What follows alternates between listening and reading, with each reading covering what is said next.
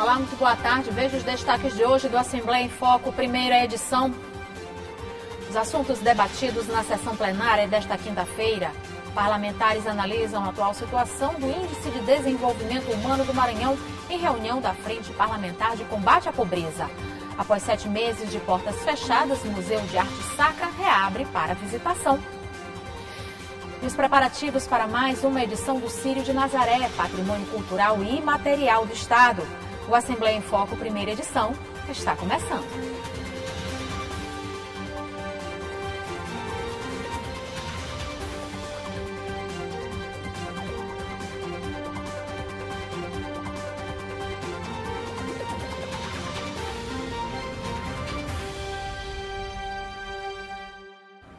E a gente começa o Assembleia em Foco, primeira edição, indo ao plenário na Gibiaica, onde está a repórter Milena Dutra, que acompanhou a sessão plenária de hoje e vai contar para a gente os principais assuntos abordados. Boa tarde, Milena. Boa tarde, Ali. Boa tarde a todos que acompanham a TV Assembleia. Pois é, chegamos ao final de mais uma semana de trabalhos aqui no plenário na GBI, que eu acompanhei a última sessão plenária da semana e trago agora os destaques deste dia de trabalho aqui no Parlamento Estadual. Os deputados Rodrigo Lago e Carlos Lula destacaram os 35 anos de aniversário da Constituição Brasileira, né? Foi fundada em 1988. Inclusive, este foi o grande destaque hoje no Parlamento Estadual. Vários deputados subiram à tribuna, ressaltando a importância da Constituição Federal em a parte também em pronunciamentos à parte, os deputados destacaram esse grande avanço aí para a sociedade brasileira, que foi a Constituição Brasileira desde 1988. O deputado Cláudio Cunha também subiu à tribuna, falou sobre a construção de uma torre de telefonia que vai beneficiar a população da Baixada Maranhense e citou ainda obras de infraestrutura urbanística na praia de Guimarães. A deputada Micael Damasceno fez um convite na tribuna para a sessão solene que vai acontecer aqui na Assembleia Legislativa no dia 11, à tarde, às 14 horas, em celebração ao Dia das Crianças. É uma sessão solene inédita, né? Em celebração ao Dia das Crianças merecido, né? A deputada doutora Viviane defendeu ações e investimentos do poder público de acordo com as potencialidades de cada região do Maranhão. Este foi o principal resumo da sessão plenária desta semana. Sessão somente na terça-feira da próxima semana, a partir das 9h30 da manhã. E como sempre eu falo, transmitida ao vivo aqui pela TV Assembleia e pelas nossas redes sociais. Eu volto com você, Ali. Obrigada, Milena, pelas informações. E os deputados que fazem parte da Frente Parlamentar de Combate à Pobreza discutiram com consultores legislativos e representantes do IBGE sobre a atual situação do Índice de Desenvolvimento Humano do Estado. O objetivo é unir forças com os governos municipal, estadual e federal na elaboração de estratégias que diminuam os índices de pobreza, principalmente através de investimentos na educação. Os deputados estaduais se reuniram na sala de comissões Valdir Filho, na Assembleia Legislativa do Maranhão. No encontro, a apresentação do diagnóstico dos eixos temáticos que compõem o IDH do Estado: saúde, educação, renda e governança, áreas prioritárias da Frente Parlamentar de Combate à Pobreza da ALEMA. O objetivo é unir forças dos governos federal, estadual e municipal para elaborar estratégias que melhorem os índices de pobreza do Estado.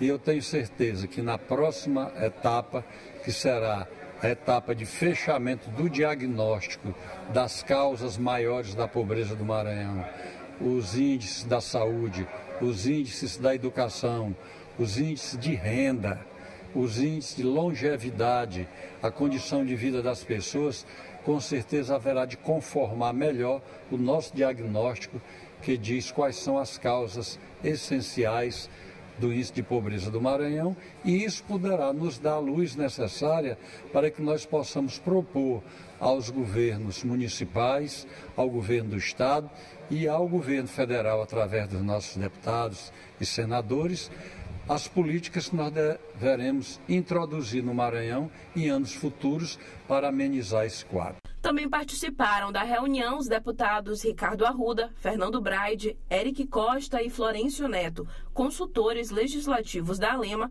e o representante do IBGE. Essa foi uma reunião muito produtiva e relevante, porque para se fazer qualquer tipo de política pública efetiva e que consiga dar um resultado coerente, aquilo que a população anseia, a gente precisa primeiro ter um diagnóstico. Para fazer um diagnóstico, a gente precisa trabalhar em cima de números, de dados concretos. Então aqui hoje foram apresentados dados de diversas temáticas, e com base nesses dados a gente começou uma discussão que eu acho relevante, né, puxada pela frente. Na ocasião, os consultores da ALEMA destacaram a atual situação do Índice de Desenvolvimento Humano do Estado, a partir da análise do período de 2010 a 2019. A exposição levou em consideração a longevidade, educação e renda dos maranhenses. De acordo com o diagnóstico, no quesito renda, o Maranhão apresenta o percentual de 20% da população vivendo na faixa da extrema pobreza, com renda per capita domiciliar de até R$ 70. A boa notícia é que, segundo dados do censo, o Maranhão não é mais o campeão da faixa de analfabetismo. É um dado que vem sendo discutido ao longo do tempo aqui no nosso estado. Ele costuma aparecer como um dos estados nesse ranking, né, com uma maior proporção. E essa dimensão ela não está isolada. Porque quando você fala de pobreza, muitas das vezes aquele indivíduo teve uma trajetória pretérita, ele veio de uma família que já era pobre, extremamente pobre, e aquilo se perpetuou, ele não conseguiu romper esse ciclo. Então isso está ligado com outras dimensões, como a própria questão da educação.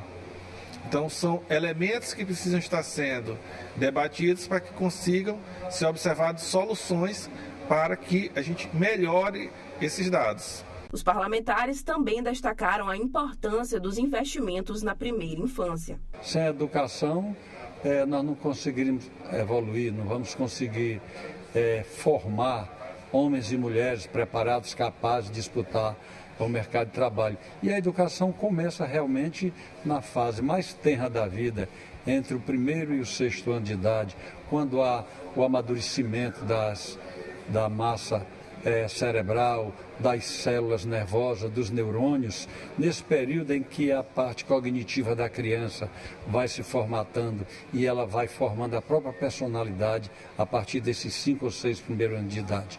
Dia 18 de outubro, a Frente Parlamentar volta a se encontrar para tratar da saúde e no dia 25, o tema central será a educação. E você vai ver no próximo bloco, o Sebrae realiza a 5ª edição do Bazar, que estimula as vendas e movimenta a economia do estado. E na série sobre as invenções maranhenses, você vai ver como funciona um jogo de tabuleiro que ensina como se proteger das infecções sexualmente transmissíveis. É o que você acompanha logo após o intervalo.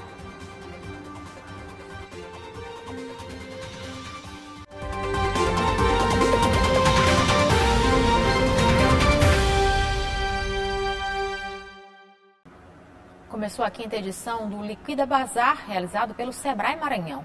Até o dia 7 de outubro, lojas físicas e virtuais oferecem descontos de até 70% aos consumidores em uma ação coletiva para movimentar a economia e estimular as vendas. Este é o 3º ano que Valdênia participa do Liquida Bazar Sebrae. Ela diz que até o momento já contabilizou aumento de 30% nas vendas da sua loja em relação ao ano passado. Ele é um divisor de águas, né, o Liquida Bazar. Então, geralmente, no início de mês, ele tem nós temos um alcance menor. Essa semana nós já tivemos um crescimento de 30% nas vendas. Então nos dá até a oportunidade de ter peças que estão paradas, da gente fazer o giro. Estamos no último trimestre, chegando já no mês mais esperado de todo empreendimento, né, que é o final de ano. Então já é até uma oportunidade a gente fazer o giro na nossa coleção.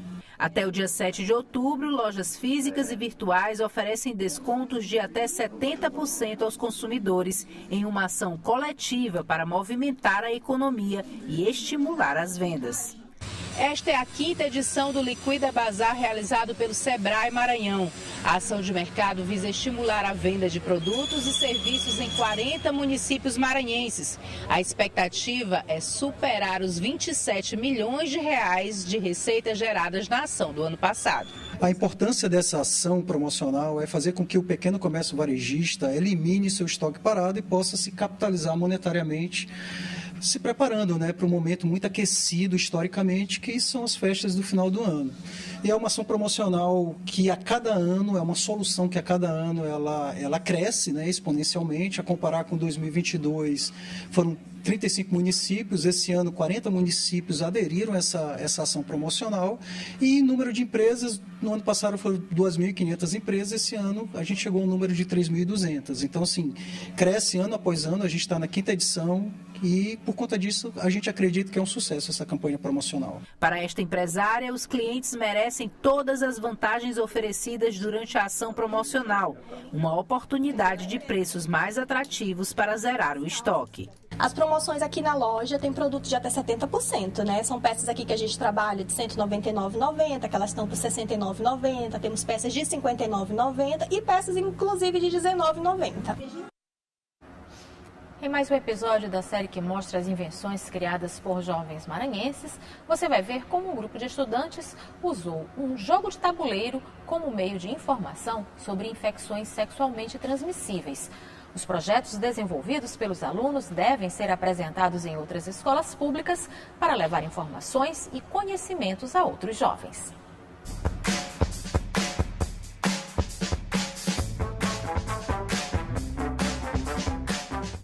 Por trás destes muros, as pesquisas científicas estão em ebulição. Aqui no IEMA, estudantes desenvolvem vários projetos com o objetivo de levar conhecimento para além das salas de aula. Este grupo busca, por meio de um jogo de tabuleiro, informar outros jovens sobre doenças sexualmente transmissíveis. Brincando é possível se proteger. A Rayana é do 2º ano e explica o objetivo da pesquisa. O objetivo é levar as temáticas de HIV, HIV/AIDS, HPV e prevenção combinada de métodos lúdicos. As pesquisas abordam temas bem variados. A Alana integra um grupo que estuda plantas medicinais. Ela e os colegas aliaram tecnologia a conhecimentos tradicionais para mostrar a importância das plantas para fins terapêuticos. Além da parte da saúde, também tem a parte da economia e a parte cultural, que é algo que a gente tem no Maranhão, que alguns avós utilizavam das plantas, e a gente procura aprofundar um pouco mais sobre esse conhecimento. Outro trabalho interessante que os estudantes aqui do IEMA estão desenvolvendo é sobre saúde mental. Eles fizeram uma pesquisa sobre de que forma aqueles profissionais da saúde que atuam principalmente no turno noturno, aquela profissão afeta a saúde mental deles. E quem vai detalhar para a gente é a Kerliane, que é uma das pesquisadoras aí. Como é que surgiu a ideia dessa pesquisa, Kerliane? A gente estava entendendo mais ou menos como funciona o ritmo biológico, né? Da gente mesmo. E esse ritmo biológico acontece que ele controla nossas atividades do dia a dia. E aí a gente, quando tem algum desregulamento nisso, a gente acaba tendo desconforto na saúde mental, na saúde física mesmo, e pode ocasionar também irritabilidade, fadiga e problemas mais sérios cognitivos, né, como ansiedade e depressão. Já a pesquisa da Joana funciona como uma espécie de complemento do trabalho da Kerliane. Aqui ela mostra gráficos sobre os registros de suicídios no Maranhão. Aqui eu tenho um gráfico que demonstra a mortalidade por suicídio por faixa etária. E a gente pode perceber que o percentual de mortalidade por suicídio é muito elevado entre 20 a 29 anos. E isso se dá porque jovens adultos que estão nessa faixa de idade tendem a se preocupar mais com o futuro, tendem a se preocupar com a sua vida profissional e também muitos possuem um certo vício em uso de substâncias ilícitas. Os projetos desenvolvidos pelos estudantes devem ser apresentados em outras escolas públicas para levar informações e conhecimento a outros jovens.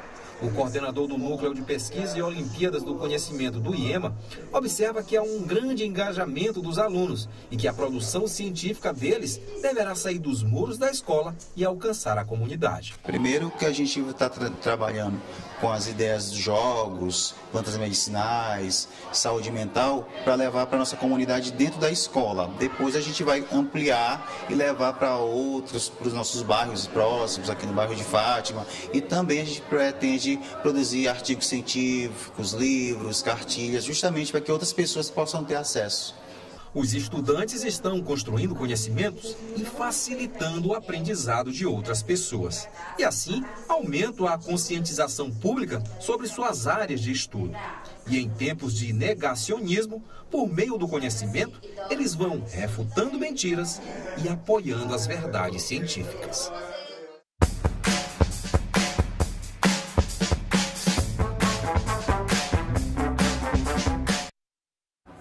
Vamos ver agora como fica o tempo no restante do dia. Ananda Fontinelli traz a previsão pra gente. Boa tarde, Ananda. Boa tarde, Eli. Boa tarde para você que está nos acompanhando. Vamos à previsão do tempo para esta quinta-feira. Olha só, hoje aqui na capital o tempo amanheceu parcialmente nublado, mas agora à tarde o tempo deve abrir e as temperaturas variam entre 26 e 36 graus. À noite o tempo deve ficar aberto. Já em Cidelândia, o sol aparece agora à tarde com aumento de nuvens e são esperadas pancadas de chuva no fim da tarde à noite. Eita inveja, né, Eli? As temperaturas por lá estão entre 25 e 35 graus. E para encerrar, na cidade de Estreito, a mínima é de 24 e a máxima está chegando até os 39 graus, com sensação de até 40. Mas o clima agora à tarde é de tempo nublado e tem até uma possibilidade de uma chuva. Com essa mudança repentina no clima, é muito importante se manter hidratado, beber bastante água e passar protetor solar. É isso ali, amanhã estamos de volta com mais previsão do tempo para a capital e cidades do interior do estado. Até lá! Até lá! E você vai ver no próximo bloco, após 7 meses de portas fechadas, o Museu de Arte Sacra reabre para visitação.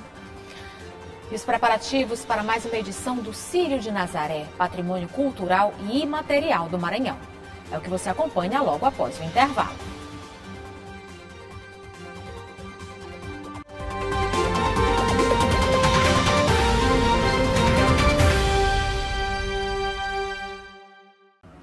Os assuntos que são destaque no Parlamento Estadual você acompanha aqui na TV e também no site da Alema. Vamos agora ver os destaques do portal da Assembleia. Quem tem as informações é Josimar Melo. Boa tarde, Josimar. Boa tarde, Eli, e a todos que acompanham a Assembleia em Foco, primeira edição. Vamos aos destaques do portal da Assembleia para esta quinta-feira. Deputada Solange Almeida comemora aniversário de emancipação de Igarapé do Meio. A parlamentar disse que a cidade é pequena, com cerca de 14 mil habitantes, mas está sendo beneficiada por várias obras. Deputado Rio do Amaral pede investigação de crimes sexuais contra crianças e adolescentes na região tocantina. E o deputado Carlos Lula anunciou projeto para garantir segurança a atletas de ciclismo. Para acompanhar as reportagens completas, acesse nosso site al.ma.leg.br. Com você, Eli. O Museu de Arte Sacra em São Luís voltou a receber os visitantes para um passeio pela história e a influência da igreja na formação da cidade. Durante a visita é possível ver a herança deixada por companhias religiosas, até peças valiosas que eram utilizadas em rituais da Igreja Católica. Foram 7 meses de portas fechadas. Após a pausa para a reforma da fachada e esquadrias, o Museu de Arte Sacra de São Luís voltou a receber os visitantes para um passeio pela história e a influência da igreja na formação da cidade.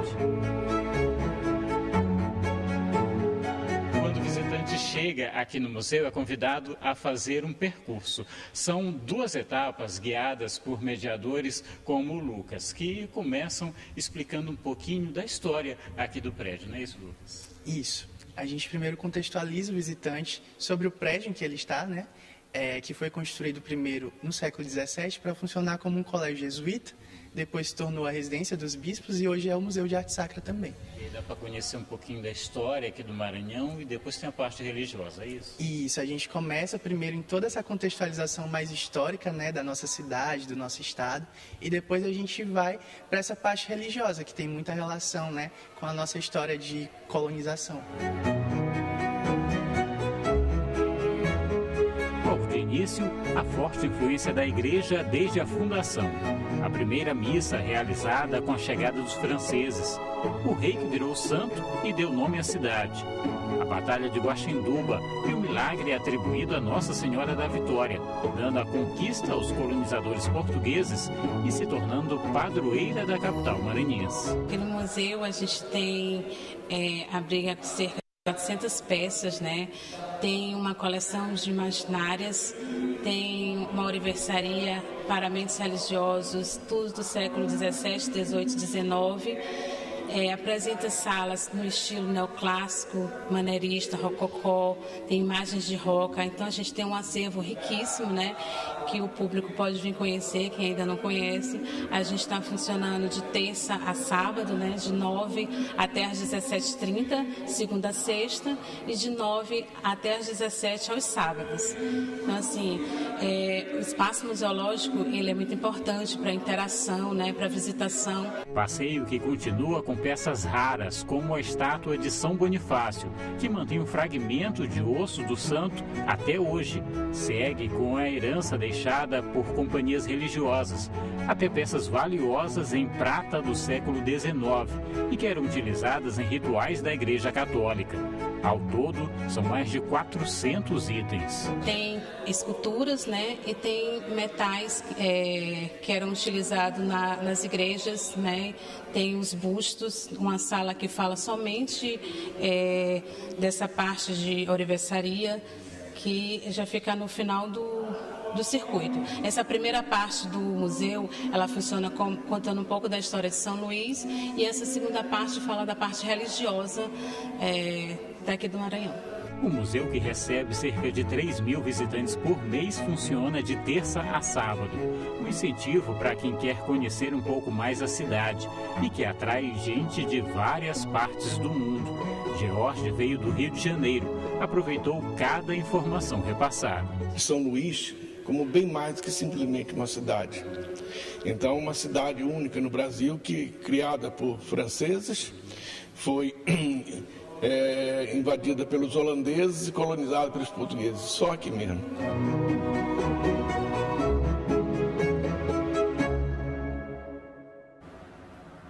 E começa hoje à noite a programação do Círio de Nazaré, uma das maiores festas religiosas do estado. O santuário, localizado no bairro do Quatraque, já está pronto para receber os fiéis no evento considerado Patrimônio Cultural e Imaterial do Maranhão. Hoje, a festa religiosa se tornou uma das maiores do estado. A comunidade do bairro Quatraque tem o orgulho de preparar todos os anos o Círio de Nazaré, que reúne uma multidão de fiéis em uma prova de fé e devoção. Tanto que uma lei estadual aprovada pela Assembleia Legislativa declarou o Círio de Nazaré do Quatraque como Patrimônio Cultural e Imaterial do Maranhão.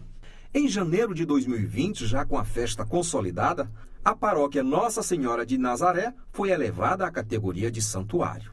8 anos depois, uma visita da imagem peregrina de Nossa Senhora de Nazaré, trazida por missionários paraenses em comemoração aos 200 anos do Círio de Nazaré, deu início a uma das celebrações mais importantes do Maranhão.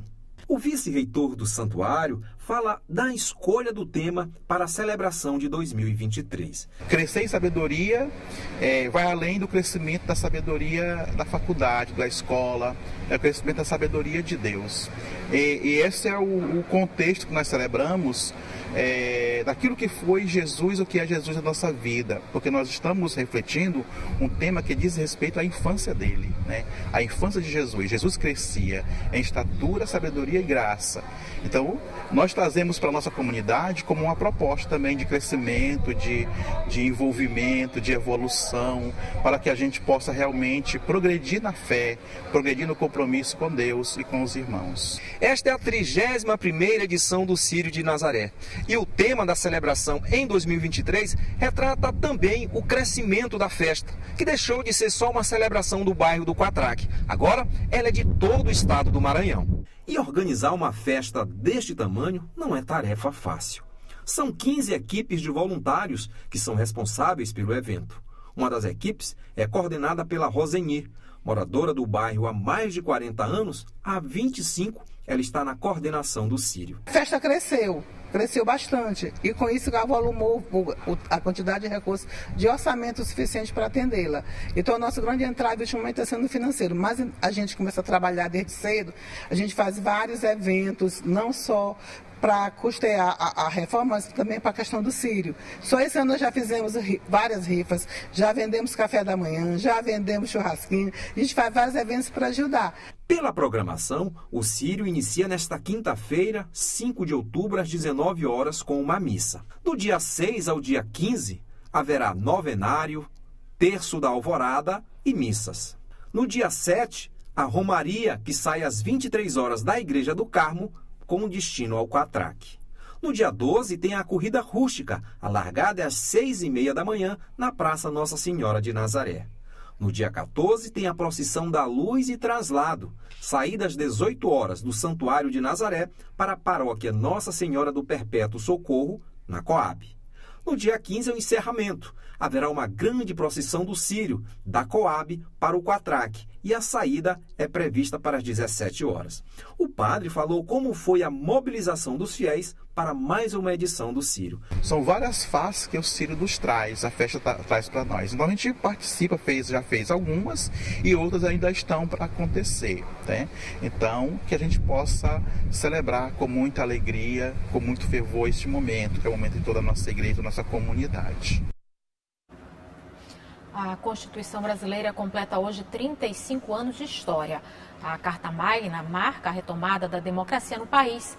A 7ª Constituição brasileira teve o objetivo de proteger o Estado, garantir direitos e devolver o poder às mãos do povo. Após o F1, você acompanha uma reportagem especial sobre o assunto. E a gente fica por aqui. Uma ótima tarde para você e até amanhã.